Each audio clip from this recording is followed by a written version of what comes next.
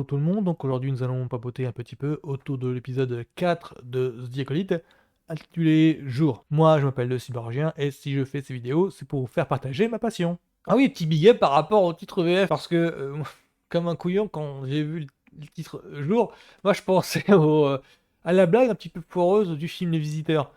C'est-à-dire que dans Les Visiteurs, il y avait une blague comique de répétition, c'est jour, nuit, jour, nuit. Et moi je pensais tout bonnement que ça faisait écho à ça. Alors l'épisode de la semaine dernière ne s'appelle pas Nuit, hein, qu'on s'entende bien. Simplement que le côté, je dirais, sombre de l'épisode d'avant, titré l'épisode ensuite Jour, je sais pas, je voyais que ça comme une espèce de blague troll ou de blague... ouais, un petit peu blague geek, je dirais vraiment genre blague, faut fouiller pour trouver un petit peu d'où ça vient. Donc l'épisode 4 de la série The Acolyte, donc titré en VF, je crois que c'est Jour, en VO c'est Day. Alors, tout de suite, un petit résumé. Sur les traces du suspect, les Jedi arrivent dans un nouveau monde et se rapprochent de l'assassin. Voilà, donc contrairement à l'épisode d'avant, qui était un épisode entièrement flashback, focalisé sur deux personnages qui se retrouvent confrontés au pied du mur d'un dilemme cornélien. Tout de suite, première observation, cet épisode, la structure est plus proche des deux premiers épisodes. Là, on est vraiment à la suite de l'épisode 2. C'est que l'épisode 3 marque une rupture de ton, c'était l'épisode de flashback, pour montrer un petit peu, pour dévoiler les motivations de l'assassin présumé. J'essaye d'être dans le même style ambigu que le résumé est. Et là, on est de retour au temps présent. Donc, on voit les Jedi qui ont été missionnés pour capturer l'assassin présumé, qui sont la poursuite de l'individu suspecté. Et quand il parle d'un nouveau monde, ça m'a fait penser à... On a l'impression que c'est un retour à l'esprit d'origine, en fait. Un retour à l'esprit du on voyage de monde en monde, on part dans plusieurs mondes différents. Quand dans le dit résumé, on parle de nouveau monde, ça m'a évoqué le côté space opéra, c'est-à-dire que le côté aventure spatiale, le côté aventure où on visite plusieurs mondes en une seule fois, en fait. Ça fait vraiment écho à la dimension space opéra du premier épisode, du premier film sorti, A New Hope, épisode 4, 77, je répète. On voyait les personnages voyager de planète en planète, tout simplement. Je crois qu'il y a 3 planètes visitées rien que dans le premier.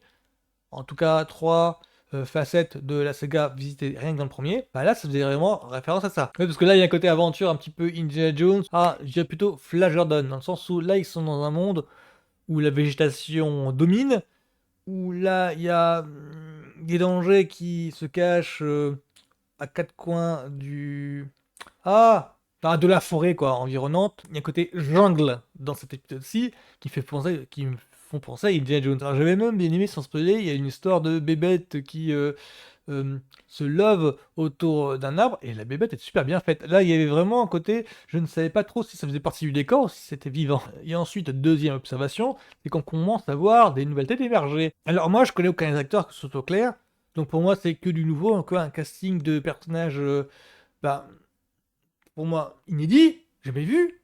Je le connais ni David Adam, je sais. Mais il y a des nouvelles têtes qui émergent ici et là, il y a des nouvelles têtes qui commencent à m'interpeller.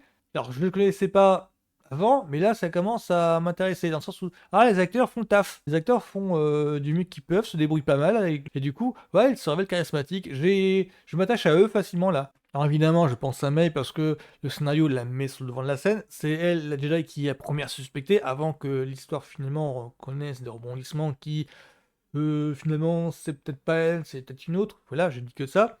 Mais je pense aussi à Saul, qui se révèle un petit peu charismatique. Alors moi, je connaissais pas l'acteur. L'acteur s'appelle Lee Yoon-jae. Je sais pas si je prononce bien. Qu'est-ce qu'il a fait de nouveau Qu'est-ce qu'il a fait, Lee Yoon-jae? Ah Sway Game, d'accord, ok. J'avais pas fait gaffe.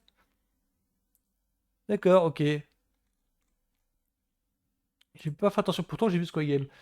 Et donc là, il y a d'autres acteurs, il y a d'autres personnages qui... Ah, ok, je me suis attaché. Donc là, rien que pour ça, en fait, la série, ça me donne envie de la suivre. Je me suis attaché au personnage, ça me donne envie de la suivre. Ensuite, troisième observation. Alors là, je pense que ça va pas plaire à tout le monde. Je me demande si ils essayent de faire un Rincon sans en avoir l'air. Un espèce de reboot sans en avoir l'air. Je veux dire par là, c'est que je rapprocherais ça de ce qu'ils ont fait dans Star Trek. Alors, c'est pas Star Trek, c'est Paramount, hein, c'est une autre boîte de prod, hein, c'est là, c'est Lucasfilm Disney. C'est que dans Star Trek, Alors, pour étendre la franchise Star Trek à la fin des années 80, il a été décidé qu'une nouvelle série Star Trek, TNG The Next Generation pour pas la nommer, se situerait donc un siècle après TOS, donc la série d'origine, celle avec Spock et McCoy. Ceci pour adapter la franchise Star Trek à un public contemporain. Ceci pour expliquer tout le nouveau visuel et la nouvelle ambiance de TNG par rapport à TOS. Ce qui fait grosso modo que TNG peut se voir comme un nouveau point de départ à la franchise Star Trek. En tenant compte du fait que parallèlement à TNG, les films avec l'ancien équipage continuaient toujours. Il fallait donc trouver un moyen pour que film et série n'empiètent pas l'un sur l'autre. Et j'ai l'impression que c'est un petit peu ce qui se passe là dans The Acolyte, c'est-à-dire que dans The Acolyte, on parle d'aventures de personnages qui se déroulent un siècle avant la prélogie, Star Wars au cinéma, et j'ai l'impression que je dirais pas cette timeline, mais ce temps, le fait que ça se déroule un siècle avant, bah, ça permet aux auteurs une certaine latitude par rapport aux films et séries parallèles. Je me demande s'il n'y a pas une question de ils veulent faire un reboot sans en avoir l'air. C'est-à-dire que là, on s'attache à des personnages dont les personnages précédents, le Mandover, Skywalker et compagnie, n'ont jamais fait référence, parce que ce sont des individus qui n'ont peut-être pas encore marqué leur histoire, mais alors du coup, ils ont plus de latitude à faire ce qu'ils veulent avec les personnages. Tout simplement. Du coup, je me demande s'il n'y a pas une question de ça, c'est-à-dire qu'ils ne peuvent pas vraiment aller de l'avant dans l'univers en question par rapport à ce qu'a établi comme canon le cas, mais alors, du coup, ils sont en train de revisiter un petit peu les origines de cette franchise-là. Je me demande s'il n'y a pas une question comme ça, c'est-à-dire ils veulent rebooter, mais sans faire de reboot. Je pense à ça parce que dans Star Trek, ils ont été jusqu'à établir des univers parallèles. Il y a la thématique univers miroir, par exemple, qui existe dans Star Trek, mais dans Star Wars, ça n'a jamais été établi qu'il y a ce genre de choses. Et tout ce qui est timeline parallèle, il n'y a jamais eu ça. De voyage dans le temps, il n'y a jamais eu. Ils ne peuvent pas reprendre vraiment les personnages d'avant, parce qu'il y en a qui sont morts aussi. Mais alors, du coup, ils peuvent pas faire de recast non plus. On a vu ce qui s'est passé avec Solo. Du coup, la dernière option, c'est on va essayer de faire un reboot sans en avoir l'air. Il faut établir un nouveau point de départ, mais sans pour autant le détacher. Il faut que ça reste attaché au canon d'avant. Je me demande s'il y a pas un petit peu de ça avec Zik et Colite. C'est une observation que je fais, j'ai rien vu, aucune déclaration qui va dans ce sens-là. Donc moi, mon petit avis que j'ai sur Zik et Colite, donc l'épisode de jour, ça fait toujours marrer. Jour, nuit. Ah, moi, il m'a bien convaincu. Alors, il y a peut-être des trucs qui pourraient ne pas passer. Je pense par exemple la direction de la photographie. Je sais pas trop le budget que ça, mais il y a des trucs qui m'ont choqué. J'étais étonné de voir que ça passe encore d'une série Star Wars. C'est le truc qui surprend en Star Wars, c'est que normalement ils ont du budget. Depuis la prélogie, la saga a du budget. Faut dire que dans la prélogie, ça m'avait grave saoulé les fonds verts numériques, les fonds bleus numériques, alors que dans d'autres productions, ça gueule au fond numérique justement. Alors que c'est pourtant la prélogie qu'il a commencé.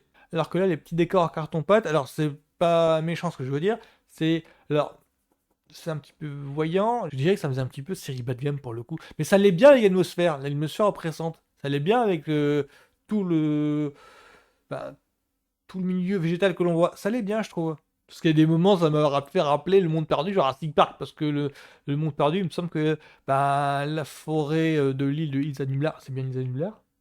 Enfin, la forêt que l'on voit, enfin l'île que l'on voit dans le monde perdu, c'était un petit peu filmé pareil. Alors je sais pas trop si c'était voulu ou pas, ce petit clin d'œil, parce que sur Jurassic Park chez Steven Spielberg, il y a un retour un petit peu aventure exotique à la Indiana Jones. C'est voulu de sa part, je crois que c'est la note d'intention de sa part. Donc cet épisode-ci m'a un petit peu plus convaincu que la semaine dernière. Je ne dis pas que la semaine dernière c'était mauvais, au contraire.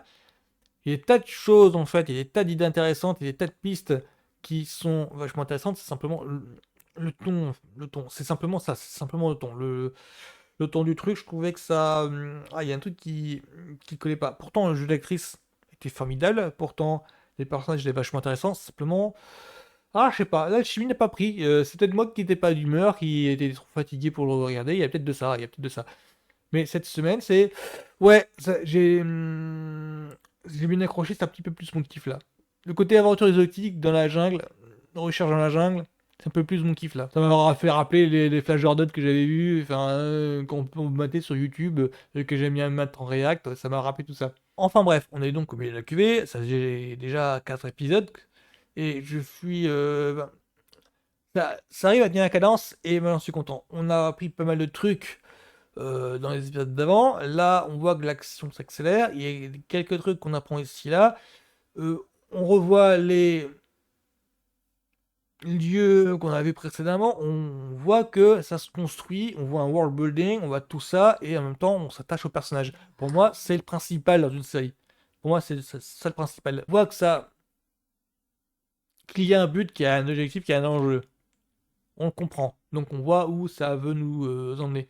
On comprend. Donc pour moi, c'est le principal, et je suis impatient de voir l'épisode de la semaine prochaine.